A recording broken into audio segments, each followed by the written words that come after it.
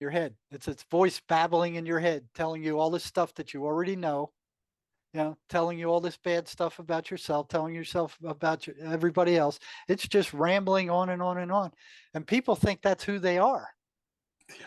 But the question becomes, if that's who you are, then who's listening to all that crap? Yeah, exactly. Like You're you the one said, listening to it. yeah, exactly. And Like you see, said, we're a receiver, kind of like a radio frequency antenna, and so we you have give to watch what you receive. You have to watch exactly what you, and because the you're the voices. multiplier, right? Yep. You're the multiplier. If it's Yeah. negative, it's going to be multiplied. If it's positive, it's going to be multiplied. Well, Yeah. that's the only effect they can have in the physical universe is to take somebody over to subvert their behavior or take over their behavior because they can't they have no effect for the most part otherwise. They have to take Yeah. somebody over or convince them to do something awful to feed. Yeah, so So that's they interesting. So can you talk about that in the context of addicts and stuff and how those entities like will basically get their lust and their personalities across and getting people to do things because the entities like it more than maybe the human or I mean the person, you know? Yeah, I remember one time alcoholics. I mean, until I got to the prison, I didn't have a, and I went to all kinds of training. I mean, all these alcohol conferences and stuff.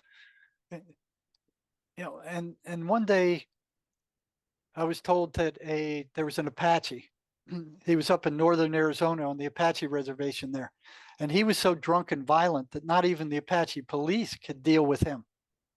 And I don't know if you probably never saw Apache police. I mean, I remember I saw one down in the bottom of the Grand Canyon. The Havasupai tribe hired them because they were so vicious. And I watched this Wow. one chase some guy down. I mean, he was a monster of a guy, and he's chasing somebody. He was after somebody. I'm glad he wasn't after me. But the Apache police were sending him to prison, and Wow. he was just going. He was barging right through the system. He didn't even stop in the classification center, and he was heading for my unit. Look So out, Jerry. yeah. So, I heard he was, like an evil Indian medicine man, alcoholic guy, so he Wow. wasn't he wasn't like a good shaman. He was like a Yeah, bad shaman kind of guy. right. And when he got there, I pulled him into my office and I said, "I'm the psych for this unit. I'll be watching over you. You're on psych drugs, and I'm going to keep an eye on you." And you could just feel the hatred roll off him. He just hated white people, and I could just feel it. I mean, it was like, okay, I'm telling you, I'm going to be in touch with you from time to time. Now you can go. So after I felt that, I went to the head of. I always got along good with the Native Americans on the yard. I'd help them all the way, all I could. And I went to the That's head of awesome. the Native Americans. He was a Navajo guy, an elderly Navajo guy. He was a Wow. bad diabetic. And I asked him, I said, "What's with this guy?" He said, "You be careful with him." That was his warning. You be careful with him. So if he And says that, you better take heed. you better take heed. So Yeah. it took me probably 6 months before I could talk to that guy for 20 minutes.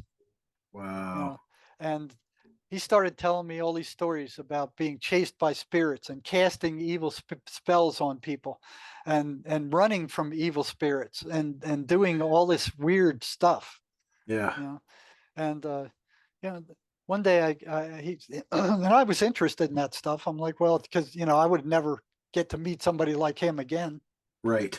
You know, so I was milking his head for all I could get out of it.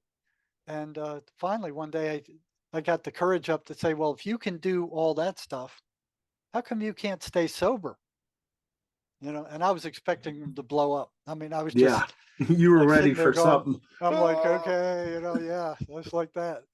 And he turned at me, he said, because of the spirits of dead alcoholics, he said. He said there was a bar Oh. in Phoenix that he said if he walked by that bar, he said that the spirits of dead alcoholics were piled so high above that bar. He said they disappeared into the sky, and he could see them. He said if he went anywhere near that bar with alcohol in him, they would jump him, and they would try to get in and make him drink more. he said he watched these spirits lead his girlfriend, who apparently was also an alcoholic, onto the highway in front of traffic, and she got hit by a car and killed. And he saw these spirits walking her into the traffic. You know, so and I've heard that several other times from people who get drunk in bars. They hang around in bars, so they're dead alcoholics who can't get drunk anymore in the physical form Right. and in the spiritual form, but they haven't left to go to the other side for some reason. So they have to enter a person's body, somebody who's abusing a drug, in order to get high. So they will jump into an alcoholic once he hits a certain level of uh, intoxication. They'll jump in there and then they'll demand him to drink more, or they'll demand a drug user, go get some more drugs. See, isn't that funny? Because I would think so. What I've noticed spiritually is people involved in certain sins or whatever you want to call them, in certain bad acts of for themselves, they'll surround themselves with like-minded people to reinforce the normalcy of it and that it is okay. Right. And see, Tim's like this, and Tim's my good buddy, and Tim reinforces that in my life. And so, like, it's interesting to see how these different packs of entities, demons, roll like that. Yeah. And then if anybody tries to break out of it, they go, alcohol has caused so much trouble in my life. I'm done with it. I'm quitting. All the rest of them will start pulling him back in. Yeah. They don't Yeah. want him to leave. Yeah. I've seen that over and over and over again. Yeah, I've So seen that in the natural, with people trying to get out of whatever they're in, drugs, whatever, what have you. Then all of a sudden they'll be presented, and people will be blowing them up. Here's free drugs. Come, free drugs. Come. We have the most yeah, amazing circumstances you've always wanted right. to have. Yeah, Yeah, they'll give them to draw them back in. yeah. So Wow. that's part of the patterns too. And when I would tell alcoholics about that, I just tell them that story, and a lot of them would say that fits. That fits. So they have to realize they're not the only ones drinking or drugging, that they Right. have other entities in there that are demanding that they drink and drug also. Yeah. Oh yeah. So that's one of the things these negative entities do. A drug addict and an alcoholic, they have lots of negative emotion. So they get furious, and these things. I don't know how many wives of alcoholics I've talked to where they said their husband or their boyfriend, their eyes would turn dark with rage, and they were no longer the same person. Yeah, they weren't the same person. Yeah, I've heard that Over and plenty of over and times. over. Yeah. Yeah. So that fits in with like the third pattern that these voices run. They foster and create negative emotion. Yep. They